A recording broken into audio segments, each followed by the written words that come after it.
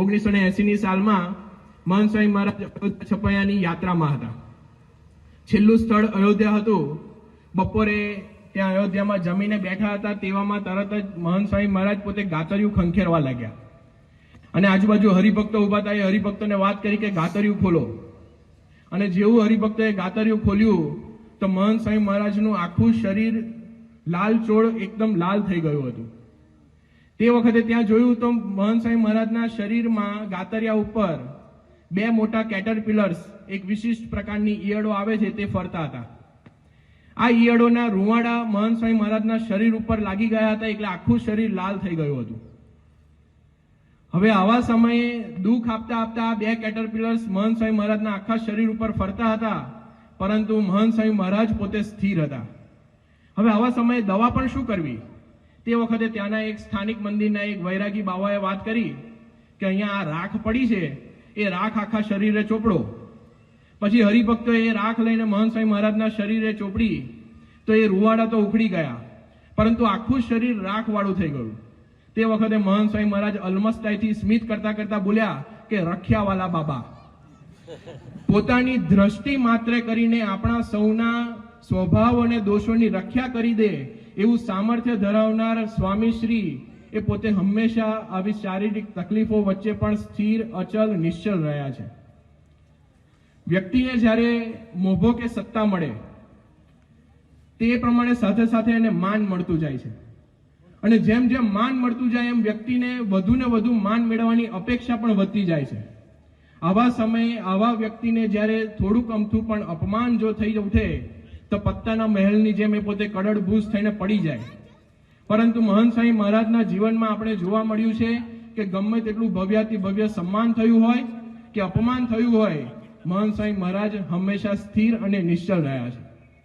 2017ની સાલમાં મહંત સ્વામી મહારાજ અમદાવાદથી કલકત્તા પધાર્યા હતા. કલકત્તા એરપોર્ટ ઉપર 12:14 વાગે વિમાન લેન્ડ થયું. જલ્દીથી જલ્દી મહંત સ્વામી મહારાજ પોતે કલકત્તા મંદિરે પહોંચી જાય એ માટે હેલિકોપ્ટરની વ્યવસ્થા કરી હતી, પરંતુ ઘણો સમય થઈ ગયો, હેલિકોપ્ટર આવ્યું નહીં. પછી ખબર પડી કે હેલિકોપ્ટર તો મંદિરે પહોંચી ગયું છે, એટલે મંદિરેથી પાછું આવવાનું હતું. મહંત સ્વામી મહારાજ ત્યાં પ્રતીક્ષા કરવા બેસી રહ્યા. 1:45 વાગે હેલિકોપ્ટર એરપોર્ટ ઉપર આવ્યું. બાપા હેલિકોપ્ટરમાં બેઠા.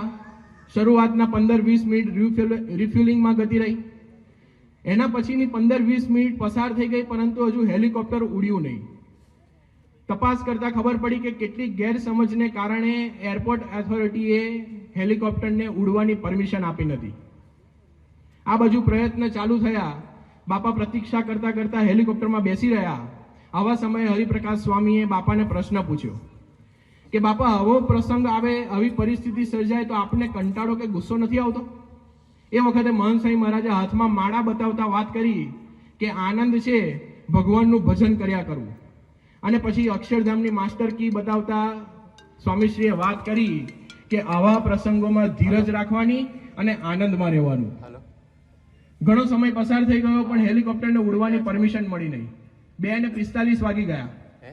પછી તો એવો નિર્ણય લેવાયો કે હવે બાપાને ગાડીમાં જ કલકત્તા મંદિર સુધી લઈ જવા. પ્રમુખ મહંત સ્વામી મહારાજ પોતે હેલિકોપ્ટરમાંથી ઉતરી અને ગાડીમાં બેઠા, પરંતુ બીજો એક પ્રશ્ન આવ્યો. એરપોર્ટ ઓથોરિટીએ મહંત સ્વામી મહારાજની ગાડીને એરપોર્ટમાંથી બહાર જવાની પરવાનગી આપી નહીં.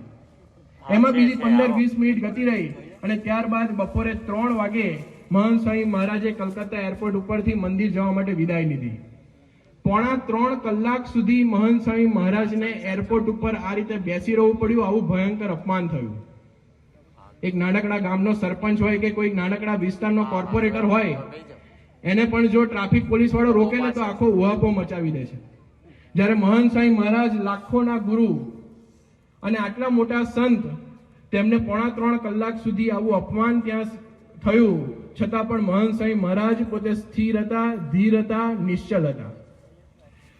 3 વાગે એરપોર્ટ પરથી વિદાય લઈને ગાડી જ્યારે કલકત્તા મંદિર પર પહોંચી ત્યારે બપોરના 4 વાગ્યાનો સમય થઈ ગયો હતો.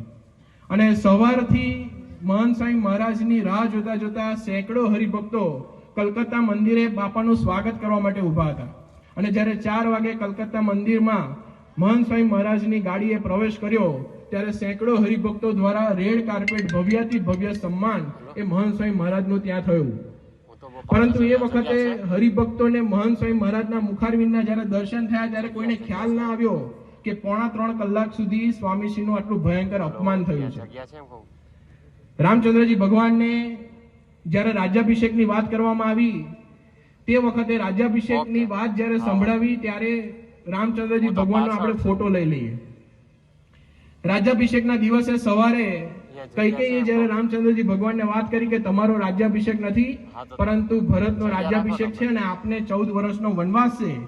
આ 14 વર્ષના વનવાસની વાત જ્યારે રામ ભગવાનને કરવામાં આવી ત્યારનો આપણે ફોટો લઈ લઈએ.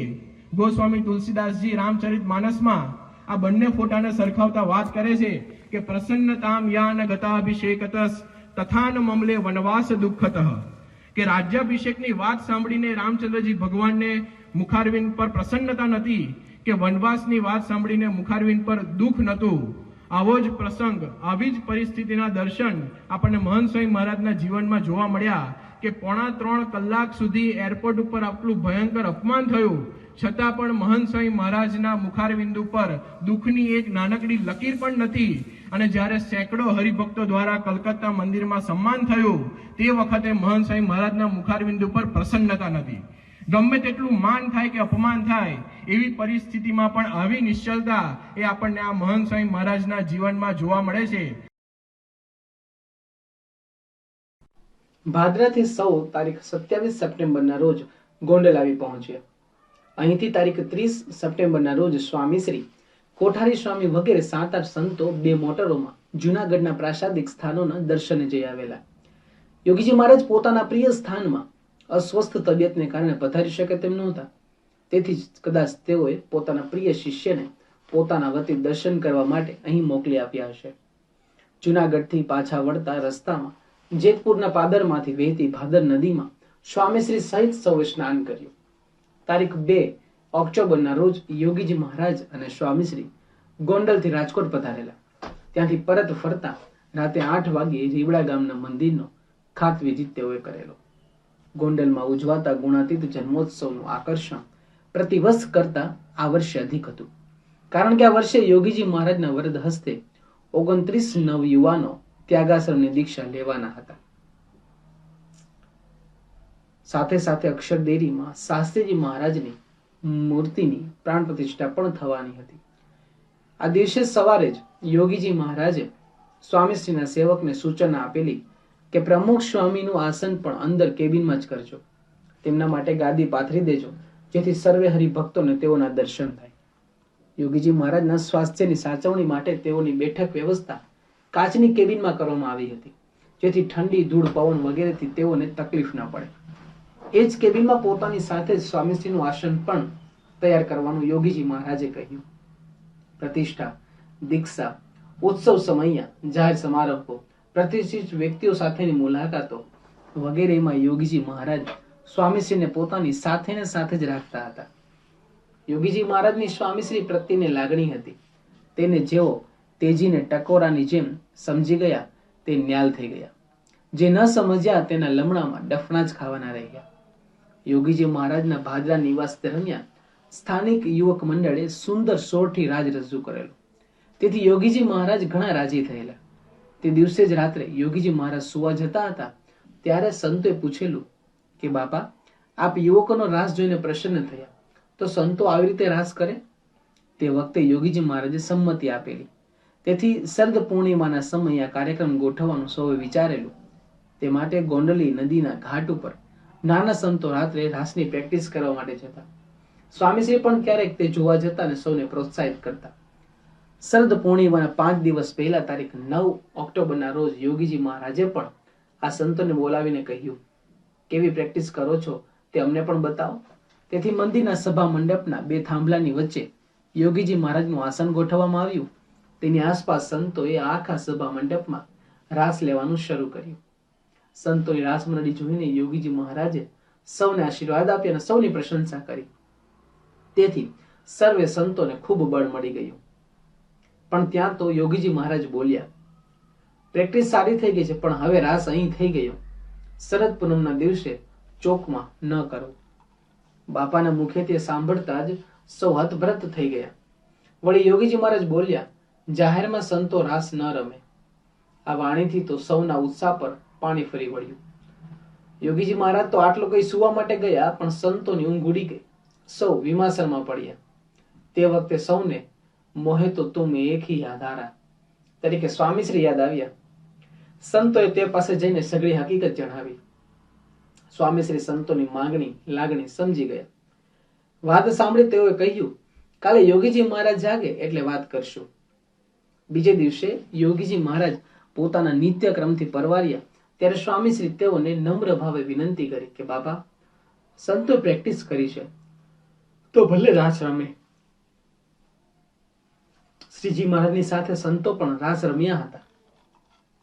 કહેનારા સ્વામીશ્રી હતા એટલે યોગીજી મહારાજને કશું જ વિચારવાનું નહોતું. તેઓએ શરદ પૂનમની સભામાં સંતોના રાસ રમણ માટે લીલી ચંડી ફરકાવી દીધી. તેથી રાસ મંડળ ખુશ થઈ ગયું. પછી તો શરદ પૂનમની રાત્રિ સભામાં યોગીજી મહારાજ રાસ મંડળના મધ્યમાં બિરાજ્યા હતા અને સંતોએ રાસ ઉપાડેલો. જોયા મેં તો યોગીજી મહારાજ અમને ઘેલા બનાવ્યા. રાસના તાલની ચલતી એ રાસ રમતા સંતોના પગમાં જોર આણી દીધું અને અદ્ભુત વાતાવરણ ખડું થઈ ગયું. શ્રીજી મહારાજે પંચાણા, ગઢડા, સારંગપુર વગેરે ગામોમાં કરેલા રાસોત્સવ સૌની નજર સમક્ષ ત્રાદશ થઈ ગયા. અવર્ણનીય અને અવિસ્મરણીય સુખમાં સૌ ગરકાવ બની ગયા. પણ આ સઘળા સુખના સર્જક હતા સ્વામીશ્રી. તેથી સૌએ તેઓનો પણ ખૂબ ખૂબ આભાર માન્યો. થોડા દિવસો સુધી લાભ લઈને 17 સંતો મુંબઈ જવા વિદાય લેવાના હતા. તે સૌને વડાવવા માટે સ્વામીશ્રી તેઓની સાથે છેક રાજકોટ સુધી ગયેલા. મા જેમ સંતાનને વડાવવા જાય તેમ રાત્રે રાજકોટમાં રોકાઈને વહેલી સવારે ઉપડતી ટ્રેનમાં સૌ સંતોને જ્યારે સ્વામીશ્રી વિદાય આપી ત્યારે તેઓની લાગણી જોઈને સૌ સંતો ગદગદ થઈ ગયા હતા.